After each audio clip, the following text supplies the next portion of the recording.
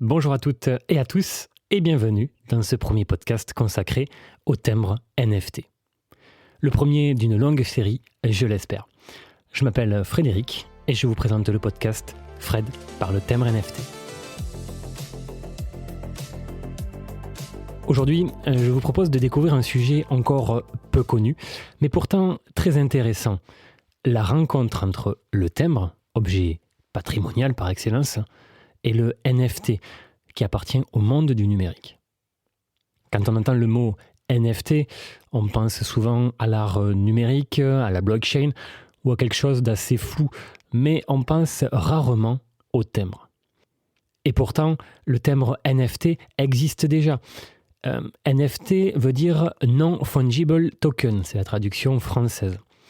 Dit plus simplement, c'est un objet numérique unique, identifiable, et qu'on peut authentifier. Si j'ai voulu parler de ce sujet, c'est parce qu'on voit encore assez peu d'informations sur les timbres NFT, alors qu'ils montrent bien une évolution très concrète d'un objet que tout le monde connaît. Un timbre, c'est un objet du quotidien, c'est aussi un objet de collection, et même un objet patrimonial.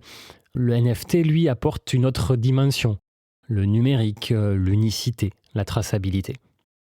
Quand on associe les deux, on ne parle pas seulement de technologie, on parle d'une nouvelle façon de penser la philatélie.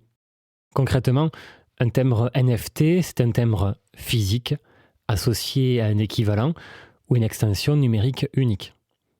On ne possède plus seulement un support imprimé, on accède aussi à une expérience numérique, à une preuve d'authenticité et à une autre manière de collectionner. Autant dire qu'on a fait un peu de chemin depuis le timbre papier du temps du penny black en 1840. On a franchi un step. Mais ce qui est intéressant, ce n'est pas seulement l'innovation technique, c'est ce qu'elle permet. Ça renforce l'authenticité, la traçabilité, l'expérience du collectionneur. Et chose non négligeable, c'est que ça ouvre la philatélie à de nouveaux publics qui ne se seraient jamais penchés sur le timbre, notamment donc ceux qui sont familiers avec les usages numériques, avec une population peut-être, et c'est pas négativement que je le dis, mais une population un peu plus jeune qui donne une nouvelle vie à la philatélie. Donc c'est du positif pour tout le monde, pour les collectionneurs, pour les associations et pour tous ceux qui vivent de la philatélie. Et surtout, on n'est plus sur quelque chose d'anecdotique puisque aujourd'hui, plus de 30 pays, je dirais même 32 pays et territoires ont déjà lancé ce type de timbre. Donc c'est bien un mouvement international et non une simple curiosité. Alors il y a une initiative qui existe en France, pas plus tard qu'encore en cette fin du mois de mars 2026 avec le timbre NFT 7 de la Poste, mais aussi à l'international comme l'Autriche ou les îles Féroé. On pourrait citer les USA, le Japon, l'Australie qui s'est lancée tout récemment également dans le timbre NFT. Donc on voit que ça touche tous les continents du monde. Cela montre que le timbre NFT n'est pas une idée abstraite, c'est une évolution qui est déjà engagée.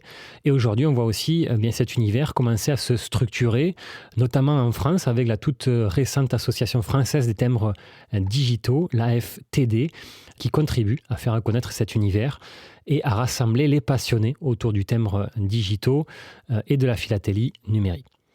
Bien entendu, il faut garder un œil et un regard lucide sur cela. Dès qu'on parle de NFT, la question de la spéculation revient. Il existe aussi des freins de compréhension et parfois une image très financière qui peut brouiller le sujet et perdre les gens. Il est quand même bien de souligner que des postes mondiales s'intéressent à ça et font en sorte de ne pas mettre une image de spéculation sur leurs produits, notamment comme l'Australie qui a rendu donc les timbres qui ont été édités au mois de mars 2026 en soulbound, donc c'est-à-dire qu'ils sont non transférables. Donc voilà, c'est une fois qu'on est en possession de ce timbre-là, il ne peut pas être échangé. Donc ça aussi, c'est des mesures qui sont prises pour garder la valeur du timbre, mais aussi bien éviter ces transactions parfois financières et ce qui peut freiner et perdre beaucoup de personnes. L'enjeu, c'est donc de ne pas réduire le timbre NFT à sa seule valeur marchande, mais de s'intéresser aussi à ce qu'il apporte en matière d'usage, de collection et d'innovation. Et notamment, les timbres émis au mois de mars par la Poste française font partie de cette innovation-là, notamment avec l'encre utilisée. Nous y reviendrons d'ailleurs dans un prochain podcast. Au fond, la vraie question n'est peut-être pas est-ce qu'un timbre peut devenir un NFT, c'est plutôt comment un objet aussi traditionnel que le timbre peut continuer à évoluer avec son époque. Et c'est là que bien, le sujet devient passionnant, parce qu'un timbre NFT, ce n'est pas seulement un timbre numérique, c'est la rencontre entre héritage et modernité. Je prenais l'exemple tout à l'heure du penny black. Bien voilà, on part du penny black et on arrive aujourd'hui à des timbres numériques, cryptographiques. Donc on voit l'évolution qu'il y a eu et voilà pourquoi cet héritage ne doit pas se perdre. C'est une évolution, une modernisation d'un support que l'on connaît. C'est la preuve qu'un objet patrimonial peut encore se transformer, se réinventer et continuer à susciter de l'intérêt dans un monde de plus en plus numérique. Finalement, parler des timbres NFT, ce n'est pas seulement parler de technologie, c'est parler d'évolution, de transmission, d'innovation et de la manière dont un savoir-faire historique peut continuer à vivre dans les usages d'aujourd'hui.